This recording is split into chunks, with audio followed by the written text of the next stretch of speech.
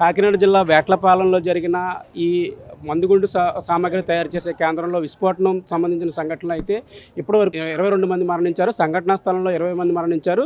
ఇక్కడ కాకినాడ ప్రభుత్వ ఆసుపత్రికి అయితే 9 మందిని తీసుకొచ్చారు. ఈ 9 మందిలో 7గురు పరిస్థితి విషమంగా ఉందని చెప్తున్నారు.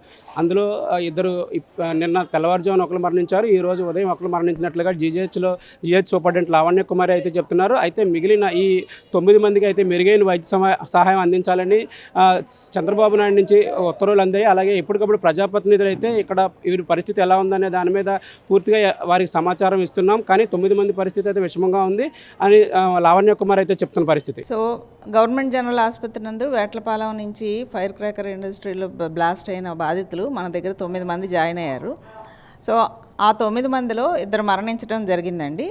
ప్రస్తుతం మన దగ్గర 7గురు ఉన్నారు. ఆ 7గురిలో అయితే కనుక ఇన్వెస్టిగేషన్స్ చేసి గంటకి వారి ప్రోగ్రెస్ చూసుకొని దాని ప్రకారంగా వైద్యం అందించడం జరుగుతుంది. మేడం, అంటే ఈ అగ్ని ప్రమాదంలో ఎంత పర్సెంట్ కాలితే అసలు లైఫ్ రిస్క్ ఉంటుంది? మోర్ దెన్ 50% అంటే కనుక మనం లైఫ్ రిస్క్ అనే పెడతామండి. అంటే సివియర్గానే చూసుకుంటాము. సో వీళ్ళకి 90 to 100% బర్న్స్ కాబట్టి అందరూ కూడా సివియర్ కేటగిరీలోనే ఉన్నారు. ప్రభుత్వం వీరికి మెరుగైన వైద్య సహాయం అందించాలని చెప్తున్నారు. మీరు తీవ్రంగా శ్రమిస్తున్నారు. అయినప్పటికీ వీళ్ళ పరిస్థితి క్రిటికల్గానే ఉంది. 100% క్రిటికల్ అనుకున్నప్పుడు డెఫినెట్గా క్రిటికల్గానే ఉంటుందండి. మనం దాన్ని ఓవర్కమ్ చేయడానికి మనం ఏ విధంగా మనం ఎంత వరకు వైద్యం అందించాలి అన్నది అన్ని ఎవ్రీ 1 hour అసెస్ చేసుకొని ఆ ప్రకారంగా నిపుణుల పర్యవేక్షణలో బృందం పర్యవేక్షణలో జరుగుతుంది.